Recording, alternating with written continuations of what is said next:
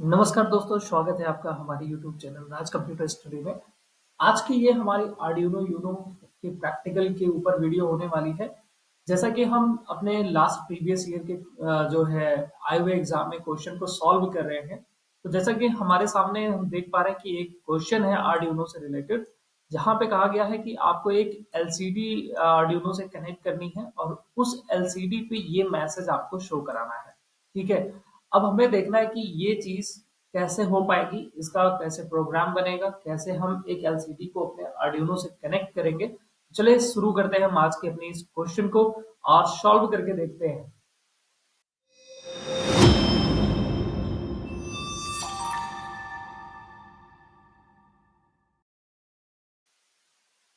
तो दोस्तों सबसे पहले तो आपको, जैसे कि वहां पे अगर एग्जाम हॉल की बात करें तो जिस तरीके से यहाँ पे ये कनेक्शन बना हुआ है, आपके एग्जाम हॉल में ऐसा कुछ नहीं आएगा। आपको सिर्फ प्रोग्राम लिखना होगा, है ना। एक इंटरफेस आएगा जहां पे आपको बस प्रोग्रामिंग करनी होगी और उस प्रोग्राम को कंपाइल करके देखना होगा कि क्या उसमें एरर आ रहा है कि नहीं आ रहा है। अगर एरर नहीं है तब आप उस प्रोग्राम को सबमिट कर सकते हैं, और कंपाइल करने के बाद में अगर नीचे कहीं पे एरर शो कर रहा होगा तो फिर से आप चेक करके प्रोग्राम सही करके उसके बाद सबमिट करेंगे।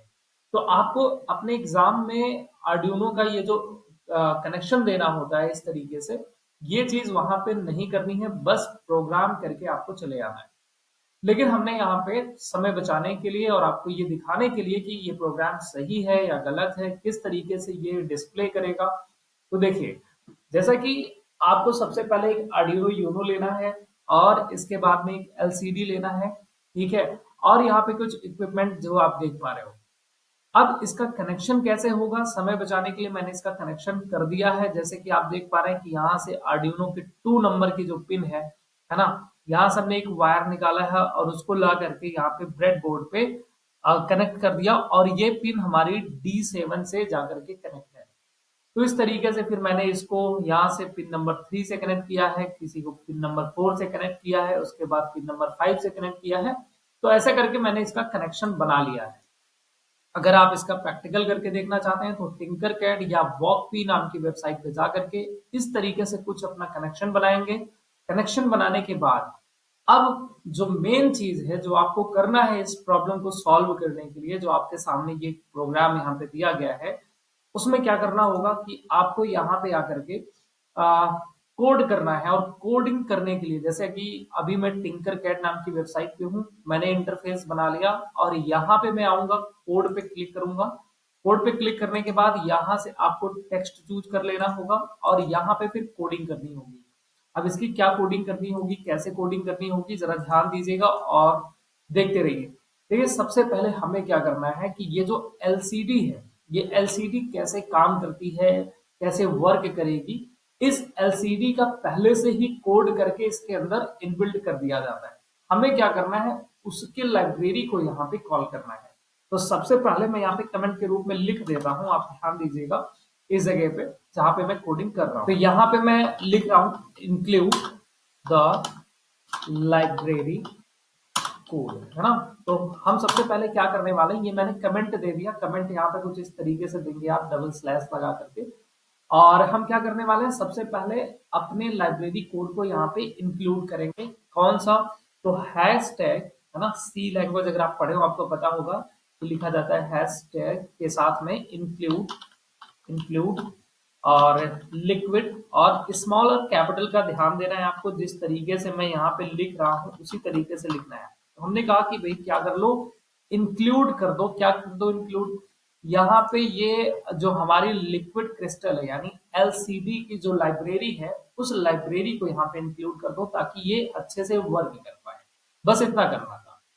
इसके बाद में दोस्तों अब क्या करना है हमें कि यहाँ पे कुछ वेरिएबल सेट करने होंगे। जैसे यहाँ पे अगर हम देखें ध्यान से तो D5, D6, D7 ये है ना इसके पिन। तो इस पिन को हमने किससे किससे कनेक्ट किया है, जैसे यहाँ पे 2, 3, 4, 5 से ये कनेक्ट है। तो हमें क्या करना है, इन्हीं को कॉल करके इनके अंदर वही पिन नंबर असाइन कर देना है। तो कैसे असाइन करेंगे, यहाँ पे कुछ इस तरीके से, जैसे हम, और ये पिन नंबर तो बदलेगी नहीं, इसलिए हम यहाँ पे पहले क्या लिखेंगे, कांस्टेंट, है ना। फिर चूंकि डेटा टाइप बताना होगा हमें, तो इंटीजर वैल्यू रहेगी, 2 3 4 5 जो पिन नंबर है वो इंटीजर वैल्यू है, इसलिए यहाँ पे इंट लिखेंगे। अब इसके बाद में यहाँ से यहाँ तक जितनी भी हमारी ये पिन है सबको बारी बारी से कॉल करके, जैसे हमने आर एस, ये किसी में पिन मिलेगी आपको आर एस के नाम से, तो आर एस को हमने कनेक्ट कर रखा है अपने 12 नंबर पिन से, आर एस हमारा 12 नंबर से है। इसके बाद में हमारा ई एन नंबर जो पिन है वो 11 नंबर से कनेक्ट है। फिर D4 को हमने कनेक्ट कर दिया है अपने 5 नंबर से। तो ये मैं एक ही लाइन में अपने वेरिएबल को यहाँ पे असाइन करते चले जा रहा हूँ, ठीक है। और आप चाहो तो इस तरीके से कांस्टेंट इंट लिख क्लिक करके न्यू लाइन में भी डाल सकते हो, बट वो ज्यादा लंबा प्रोसेस हो जाएगा, इसलिए मैं एक ही लाइन में लिख दे रहा हूँ। तो D4 हो गया। इसके बाद मैं कहता हूँ कि D5 वाली जो पिन है वो हमारी कनेक्ट है 4 नंबर से। फिर D6 वाली जो पिन है वो हमारी कनेक्ट है 3 नंबर से, और फिर कॉमा लगाया D7 वाली जो पिन है वो कनेक्ट है 2 नंबर से। तो इस तरीके से मैंने अपने सारे पिन को यहाँ पे इसके पिन में असाइन करा दिया है। इसके बाद अब क्या करना है हमें, फिर से एक फंक्शन हमें लगाना है लिक्विड, ठीक है। ध्यान देना गलत नहीं होना चाहिए। लिक्विड बहुत छोटा सा प्रोग्राम है, liquid crystal LCD, LCD bracket open.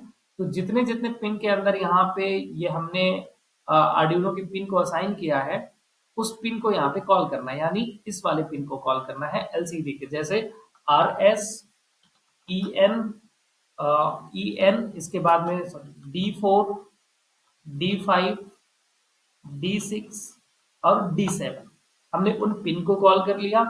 इसके बाद अब यहाँ पे आपको पता है लगता है हमारा वाइड सेटअप, ठीक है। Wide setup bracket open and close. पूछा जाता है कि जब आप कोडिंग करते हो तो इसके कितने पार्ट होते हैं, 2 पार्ट होंगे, एक वाइड सेटअप और एक होता है वाइड लूप। ये भी आपसे एग्जामिनर पूछ लेता है कि बताइए कि कौन सा पार्ट जो है बार बार एग्जीक्यूट होता है। तो जो वाइड लूप के अंदर लिखा जाता है वो बार बार एग्जीक्यूट होगा, जो वाइड सेटअप के अंदर लिखा रहता है वो कोड बस एक बार रन होता है, ये याद रखना, ठीक। अच्छा, वाइड सेटअप। इसके बाद हमने यहाँ पे पैरेंथेसिस ब्रैकेट लगाया क्योंकि ये एक फंक्शन है। अब इसका स्कोप चालू करने के लिए, मतलब इसके अंदर के पार्ट को डिफाइन करने के लिए करली ब्रेसेस यहाँ पे ओपन हो गया है। इसके अंदर हम लिखेंगे कोड। क्या लिखेंगे, देखो ध्यान देना, हमारा ये जो एलसीडी होता है, अभी तो यहाँ पे कुछ दिखाई नहीं दे रहा है, एलसीडी जो हमने ले रखा है, जैसा कि यहाँ पे प्रोग्राम में कहा गया था, क्या कहा गया था, अगर आप ध्यान दें तो, अच्छा इसमें तो मेंशन नहीं किया गया है, लेकिन हमने जो एलसीडी लिया है वो 16x2 का लिया, मतलब जिसमें आपके 16 कॉलम होंगे। इस तरीके से छोटे छोटे एलईडी बल्ब लगे होते हैं इसमें, है ना, ऐसे। तो ऐसे नीचे भी होगा कुछ इस तरीके से। तो यहाँ पे हम देख रहे हैं कि एक रो है और ये 2 रो है, ये बता रहा है कि 2 रो होगा और इस तरीके से 16 कॉलम होंगे, ठीक है।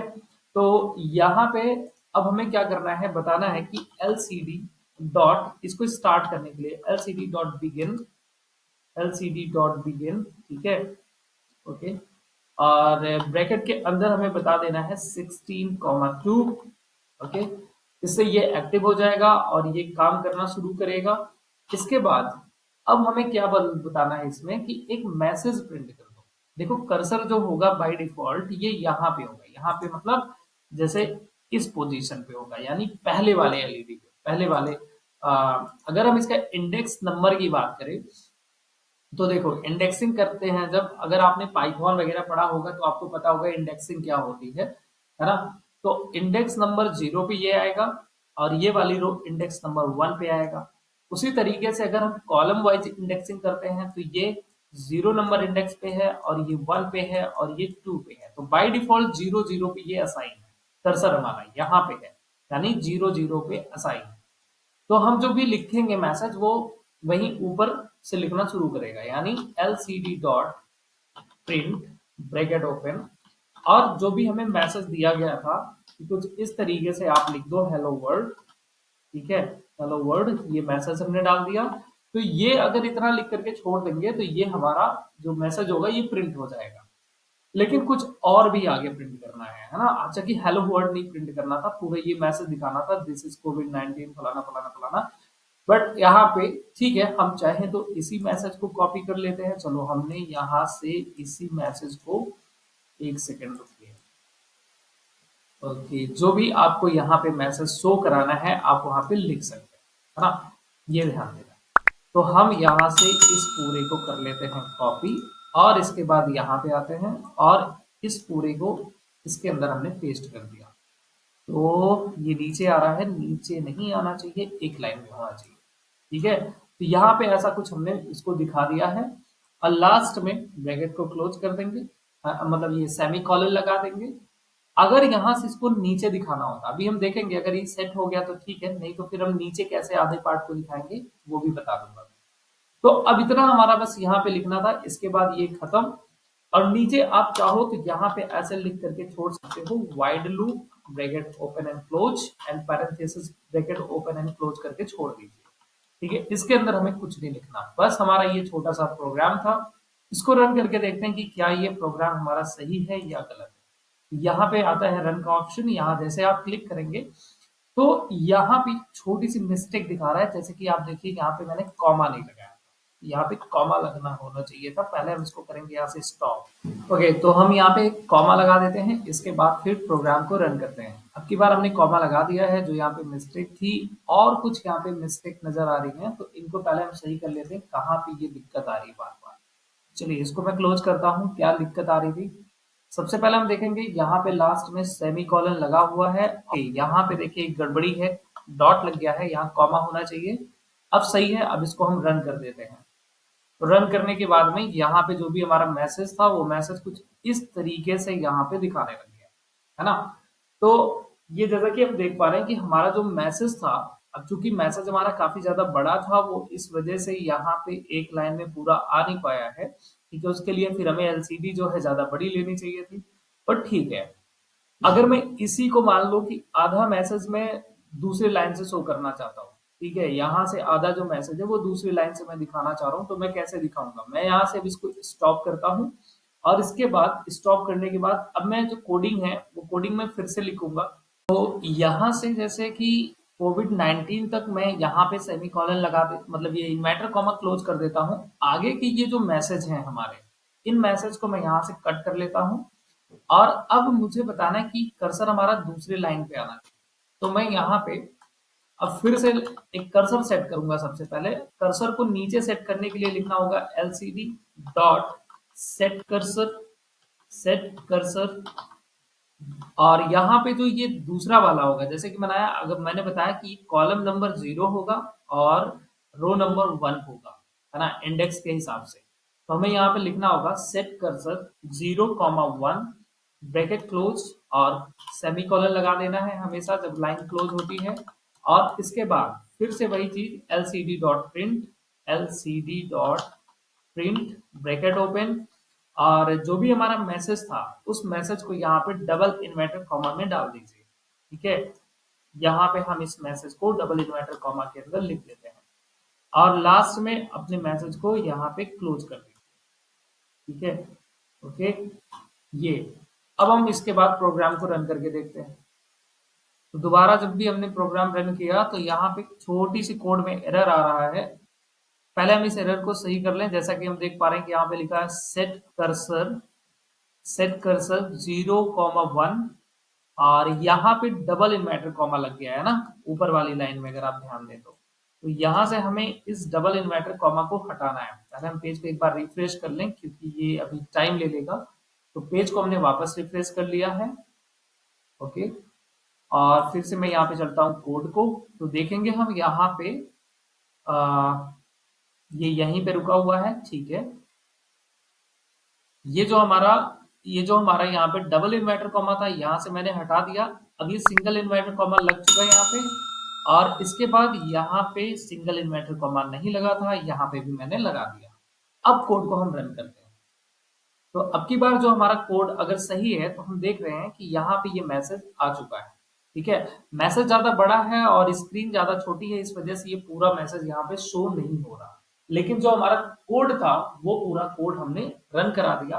कोड कुछ इस तरीके से आपको लिखना है, तो आप इसका स्क्रीनशॉट ले सकते हैं, इसको रन करके देख सकते हैं कि आपको कोड अगर कहीं पे कोई दिक्कत आ रही है रन करने में, आप कमेंट बॉक्स में लिखें, अगली वीडियो में मैं उसको सही कर दूंगा अगर आपको कहीं पे कोई दिक्कत समस्या आ रही है तो।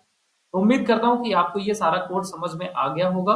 एक बार मैं कोड को बढ़िया से यहाँ पे दिखा रहा हूँ, आप लोग स्क्रीनशॉट ले लीजिए। अगर ये प्रोग्राम समझ में आ गया, वीडियो पसंद आई है तो वीडियो को लाइक करें, ज्यादा से ज्यादा शेयर करें, और हमारे चैनल पे नए हैं तो चैनल को सब्सक्राइब जरूर करें। मिलते हैं अगली वीडियो में, तब तक के लिए thank you so much, bye bye.